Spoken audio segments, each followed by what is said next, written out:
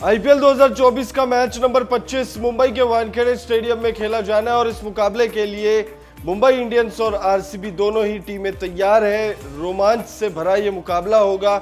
इस मैच से पहले आपको पिच रिपोर्ट, मौसम की जानकारी, हेड टू हेड आंकड़े, दोनों ही टीमों की संभावित प्लेइंग 11, तमाम चीजों की जानकारी देने जा रहे हैं, तो वीडियो को एंड तक जरूर देखिएगा।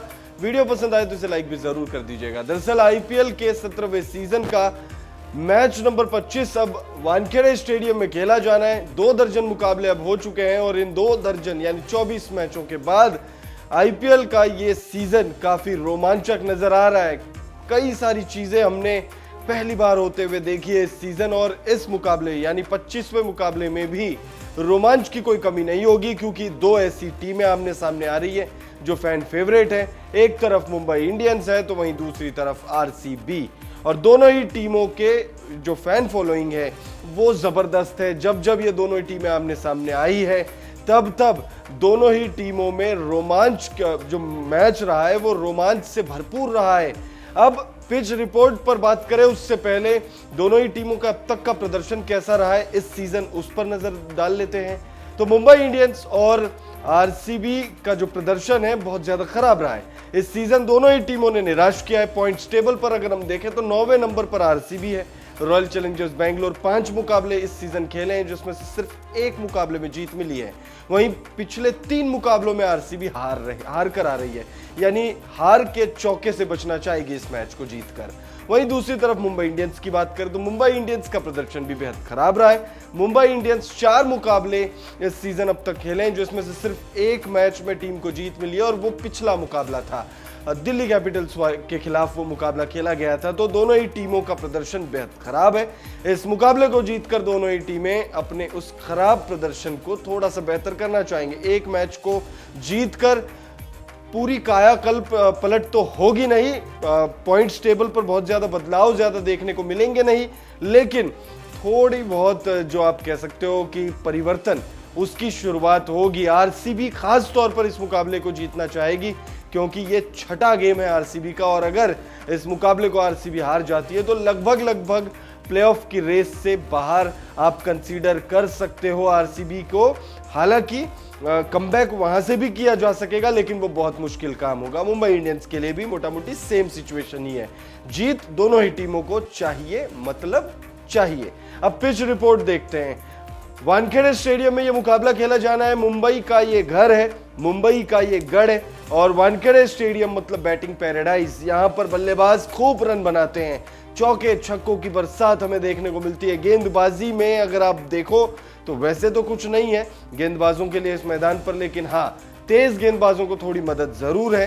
स्पिनर्स के लिए इस मैदान पर कहा जाता है कि बहुत ज्यादा मदद नहीं है। तो वानखेड़े स्टेडियम की पिच रिपोर्ट क्या कहती है?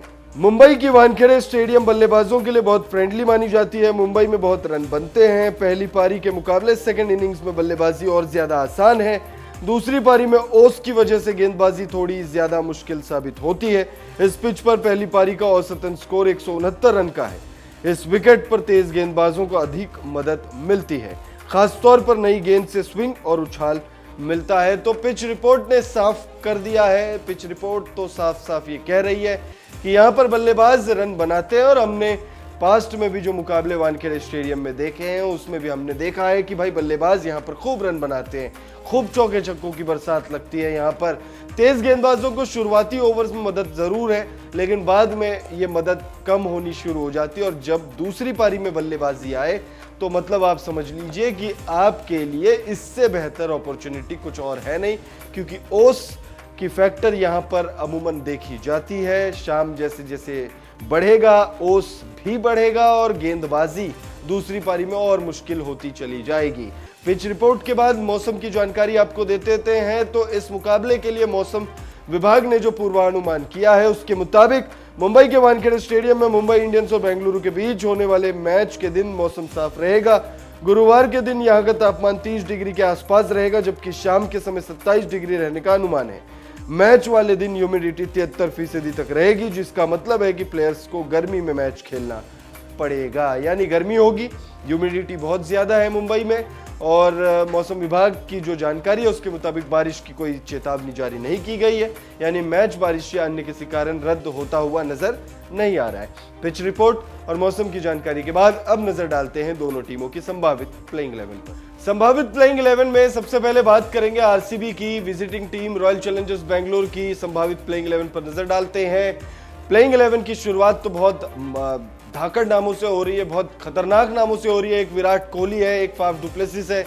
ओपनिंग करते हुए नजर आएंगे विराट कोहली, ऑरेंज कैप की रेस में सबसे ऊपर है, पिछले मुकाबले में शतक लगाया था, अर्धशतक वो लगा चुके हैं 2-3, तो निश्चित तौर पर बहुत शानदार फॉर्म में है और ऐसा लग रहा है कि इस बार वो ऑरेंज कैप जीतना चाहते हैं और शायद वो अपना जो पुराना रिकॉर्ड है उसे भी तोड़ना चाहते हैं। तो देखना होगा कि वो तोड़ पाते हैं नहीं तोड़ पाते हैं, लेकिन उसके बाद जैसे जैसे प्लेइंग 11 आगे बढ़ेगी बल्लेबाजी में वो धार नजर नहीं आ रही है। Cameron green, Rajat Patidar, Glenn Maxwell और अनुज रावत, इन 4 बल्लेबाजों से मिडिल ऑर्डर को मजबूती देने का जिम्मा जो है वो टीम देते आ रही है और पिछले 5 मुकाबलों से इन 4 नामों ने निराश ही किया है। अनुज रावत ने पहले मुकाबले में यानी सीजन ओपनर में अच्छी बल्लेबाजी जरूर की थी, लेकिन उसके बाद से वो भी कुछ कमाल नहीं कर पा रहे। हालांकि प्लेइंग 11 में वो शामिल जरूर किए जाएंगे। दिनेश कार्तिक उसके बाद आएंगे।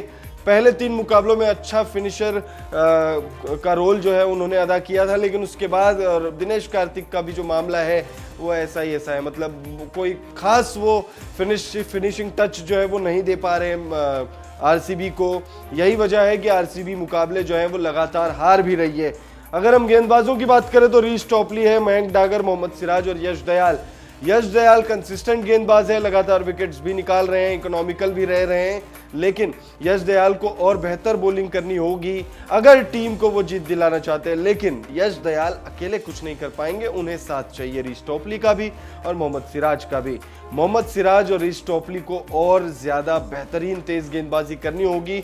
अगर फर्स्ट इनिंग में गेंदबाजी आती है तो इन तीनों से यानी यश दयाल, रीस टॉपली और मोहम्मद सिराज से ज्यादा उम्मीदें होंगी टीम को, क्योंकि इन्हें मदद मिलेगी।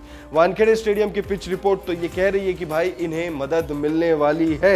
वहीं अगर हम मयंक डागर की बात करें तो मयंक डागर से आप उम्मीदें रख सकते हैं अगर फर्स्ट इनिंग में बॉलिंग आती है, क्योंकि दूसरी पारी में अगर बॉलिंग आती है तो निश्चित तौर पर उन्हें मुश्किल होगी, क्योंकि दूसरी पारी में ओस आ जाएगा और जब ओस आ जाएगा तो मयंक डागर के लिए गेंदबाजी करना थोड़ा मुश्किल साबित होगा।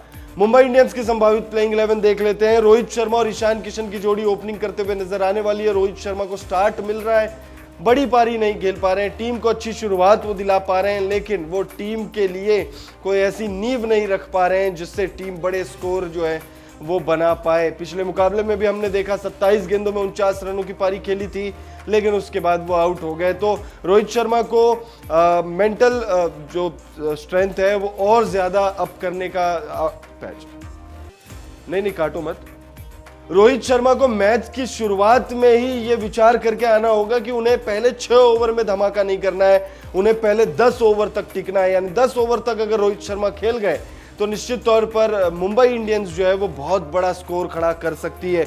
ईशान किशन पिछले मुकाबले में फॉर्म में आ गए हैं। पिछले मुकाबले में उन्होंने रोहित का बखूबी साथ दिया था और अच्छी उन्होंने पारी खेली थी। ईशान किशन से आप उम्मीदें रख सकते हो, वो फॉर्म में भी आ गए हैं, तो रोहित शर्मा के साथ मिलकर वो अच्छी शुरुआत दे सकते हैं। उसके बाद सूर्या भाऊ आएंगे प्लेइंग 11 में। पिछले मुकाबले में उन्होंने वापसी की थी, आईपीएल 2024 का पहला मुकाबला खेला था, खाता भी नहीं खोल पाए थे। इस मुकाबले में उनसे उम्मीदें होंगी टीम को, और मैं पर्सनली भी सूर्य कुमार यादव से काफी उम्मीदें लगाए बैठा हूं, क्योंकि सूर्य कुमार यादव का बल्ला चला तो फिर निश्चित तौर पर मैच जो है वो मुंबई इंडियंस की तरफ झुक जाएगा। तिलक वर्मा लगातार अच्छा कर रहे हैं। पिछले मुकाबले में हालांकि उन्होंने अच्छी पारी नहीं खेली थी, लेकिन उससे पहले जो 3 मुकाबले रहे हैं उसमें उन्होंने अच्छी पारी खेली है। तिलक वर्मा अच्छी बल्लेबाजी कर सकते हैं टीम के लिए। हार्दिक पांड्या, टिम डेविड, उसके बाद 2 और बल्लेबाज आएंगे। हार्दिक पांड्या बॉलिंग भी करते हैं, फास्ट बॉलिंग करते हैं टीम के लिए, कप्तान है टीम के लिए, टीम की कप्तानी कर रहे हैं। लेकिन हार्दिक पांड्या ना बल्ले से कोई खास योगदान दे पा रहे हैं, ना गेंद से योगदान दे पा रहे हैं, ना कप्तानी उस लेवल की उन्होंने अब तक की है। रोमारियो शेफर्ड ने पिछले मुकाबले में गजब का फिनिशिंग टच दिया था दिल्ली कैपिटल्स के खिलाफ। एनरिक नोकिया के 1 ओवर में, आखिरी ओवर में 32 रन बना लिए थे उन्होंने, 4 छक्के लगा दिए थे। रोमारियो शेफर्ड फिनिशर का काम करने वाले हैं इस मुकाबले में, ऐसा मुझे लगता है। आप कमेंट करके बताइएगा आपको क्या लगता है। मोहम्मद नबी, पीयूष चावला, जसप्रीत बुमराह और गेराल्ड कॉट्जे, उसके बाद प्लेइंग 11 में ये 4 नाम होंगे। मोहम्मद नबी हालांकि पिछले मुकाबले में बल्ले से कुछ उनकी तरफ तो मामला ही नहीं गया था, उन्हें बल्लेबाजी के लिए मौका ही नहीं मिला था। मोहम्मद नबी हालांकि गेंदबाजी में भी अच्छा योगदान देंगे, बल्लेबाजी में भी योगदान देंगे। बहुत बड़े नाम है अफगानिस्तान के लिए, कई सालों से वो शानदार प्रदर्शन करते आ रहे हैं। मुंबई इंडियंस को भी उनसे बहुत ज्यादा उम्मीदें होंगी। पीयूष चावला, आईपीएल 2022 हो चाहे 23 का सीजन हो, दोनों सीजन में पीयूष चावला ने अच्छी गेंदबाजी की है मुंबई इंडियंस के लिए। स्पिन डिपार्टमेंट को अपने कंधों पर वो लेकर चल रहे हैं। अब तक वैसा कोई प्रदर्शन रहा नहीं है, लेकिन मुंबई इंडियंस को अगर कमबैक करना है तो पीयूष चावला को बेहतर गेंदबाजी करनी होगी। जसप्रीत बुमराह और गेराल्ड कॉट्जे, ये 2 तेज गेंदबाज उसके बाद प्लेइंग 11 में आपको देखने वाले हैं। गेराल्ड कॉट्जे वर्ल्ड कप 2023 में अच्छी उन्होंने गेंदबाजी की थी, उसके दम पर उन्हें आईपीएल का टिकट मिला। मुंबई इंडियंस ने उन्हें लगातार प्लेइंग 11 में मौका दिया है और वो लगातार खेलते हुए भी नजर आएंगे। ऐसा नहीं है कि ड्रॉप होने वाले, खेलते हुए नजर आएंगे, लेकिन उन्हें वो वर्ल्ड कप वाला काम करना होगा जो वर्ल्ड कप में साउथ अफ्रीका के लिए किया था, वो उन्हें करना होगा। और जसप्रीत बुमराह के बारे में तो क्या ही चर्चा करें, बहुत बड़े नाम है। जब तक जसप्रीत बुमराह के हाथ में गेंद होती है, सामने कोई भी बल्लेबाज हो, सिचुएशन चाहे कैसी भी हो, डर डर कर खेलना ही पड़ता है जसप्रीत बुमराह को। जसप्रीत बुमराह न सिर्फ इकोनॉमिकल रहते हैं बल्कि विकेट्स भी चटकाते हैं। तो दोनों ही टीमों की संभावित प्लेइंग 11 पर नजर डालने के बाद हम कह सकते हैं कि यह मुकाबला काफी धमाकेदार हो सकता है। ये मुकाबले में आपको रोमांच जो है उसकी कोई कमी नहीं होने वाली। अब हेड टू हेड आंकड़ों पर भी नजर डाल लेते हैं। हेड टू हेड आंकड़े ये कहते हैं कि मुंबई इंडियंस का पलड़ा जो है वो भारी रहा है। 32 मुकाबले ये दोनों ही टीमें अब तक खेल चुकी है और इन 32 मुकाबलों में 18 बार मुंबई इंडियंस ने जीत हासिल की है, तो वहीं 14 मुकाबलों में आरसीबी को जीत मिली है। आप कमेंट करके हमें बताइए। फिलहाल इस वीडियो में इतना ही।